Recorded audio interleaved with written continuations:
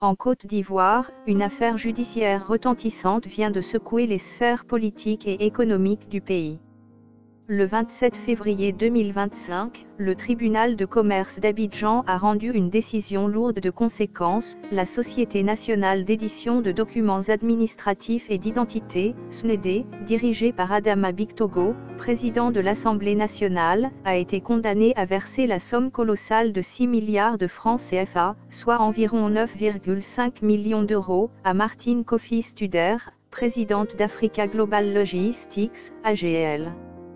Ce verdict, qui met fin à un litige foncier de longue date, expose des tensions profondes autour de la propriété terrienne, des pratiques commerciales controversées et des questions de gouvernance dans un pays où les enjeux économiques sont étroitement liés aux sphères du pouvoir.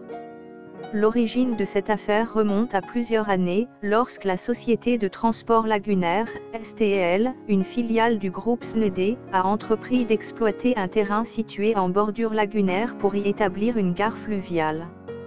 Ce terrain, revendiqué par Martine Kofi Studer comme sa propriété légale, a été au cœur d'un bras de fer acharné entre les deux parties. Selon les documents présentés au tribunal, Martine Kofi Studer disposait de titres fonciers authentiques prouvant sa propriété, mais la SNED, sous la direction d'Adama Bictogo, a persisté dans son projet d'exploitation, arguant que le terrain avait été déclassé par l'État pour un usage public.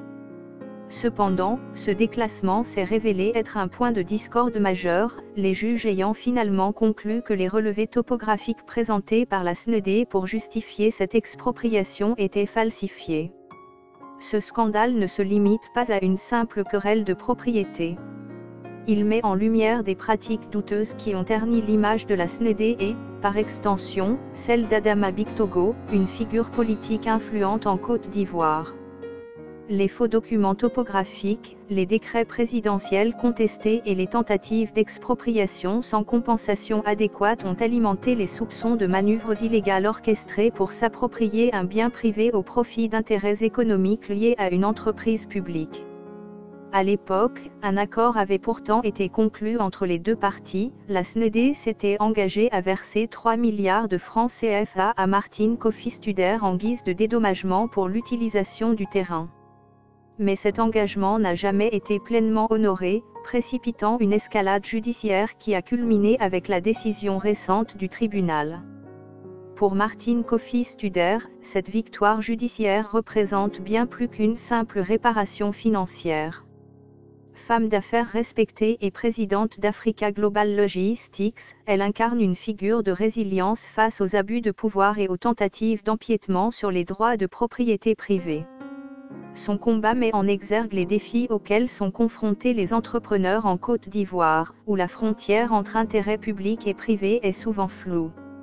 En obtenant gain de cause, elle envoie un message clair, même face à des adversaires puissants, la justice peut prévaloir, à condition de s'appuyer sur des preuves solides et une détermination sans faille.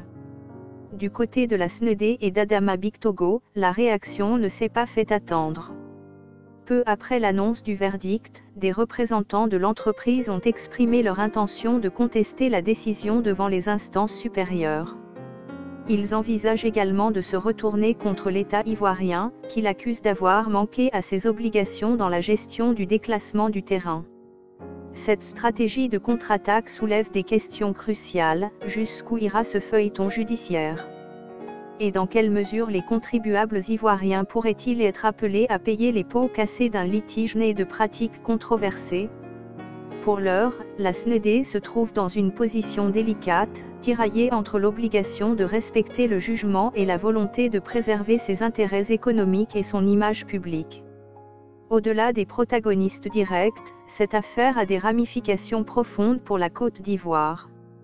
Elle met en lumière les lacunes persistantes dans la gestion foncière, un problème endémique dans de nombreux pays africains où les titres de propriété sont souvent contestés ou mal définis. Dans ce cas précis, l'utilisation de faux documents pour justifier une expropriation révèle un manque de transparence et de rigueur dans les processus administratifs. Elle pose également la question de l'indépendance du système judiciaire face aux pressions politiques. Adama Bictogo, en tant que président de l'Assemblée nationale, incarne une figure de pouvoir dont l'implication dans un tel scandale pourrait fragiliser la confiance des citoyens envers leurs institutions. Pour les observateurs économiques, ce verdict est un signal fort envoyé aux investisseurs, tant locaux qu'internationaux. La Côte d'Ivoire, qui ambitionne de devenir un hub économique en Afrique de l'Ouest, doit garantir un environnement des affaires stable et prévisible. Or, des litiges comme celui-ci, impliquant des figures de premier plan et des accusations de malversation, risquent de ternir cette ambition. La condamnation de la SNED à verser 9,5 millions d'euros souligne l'importance de la diligence raisonnable et du respect des droits de propriété pour maintenir la confiance des acteurs économiques. Elle pourrait également inciter les entreprises à revoir leurs pratiques et à privilégier des transactions transparentes pour éviter des déconvenues similaires. Sur le plan politique, l'affaire place Adama Bictogo dans une situation inconfortable. Homme d'affaires prospère avant de devenir un acteur politique de premier plan, il a bâti sa réputation sur sa capacité à naviguer entre les sphères économiques et gouvernementales. Mais cette condamnation pourrait entacher son image et alimenter les critiques de ses adversaires, qui y verront une opportunité de remettre en question son intégrité. À l'approche des échéances électorales, ce scandale pourrait avoir des répercussions sur son influence au sein du Rassemblement des Houphouëtistes pour la démocratie et la paix, RHDP, le parti au pouvoir.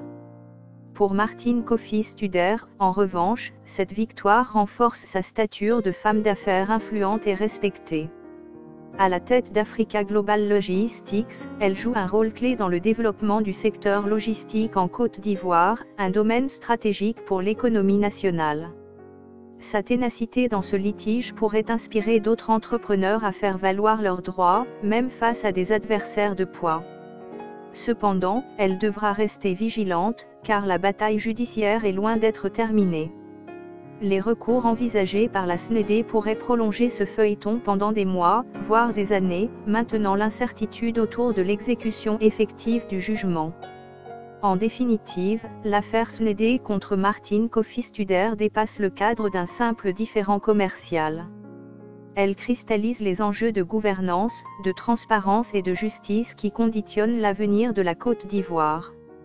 Alors que le pays cherche à consolider sa croissance économique et à attirer les investisseurs, ce type de scandale rappelle l'urgence de réformer les mécanismes de gestion foncière et de renforcer l'indépendance judiciaire.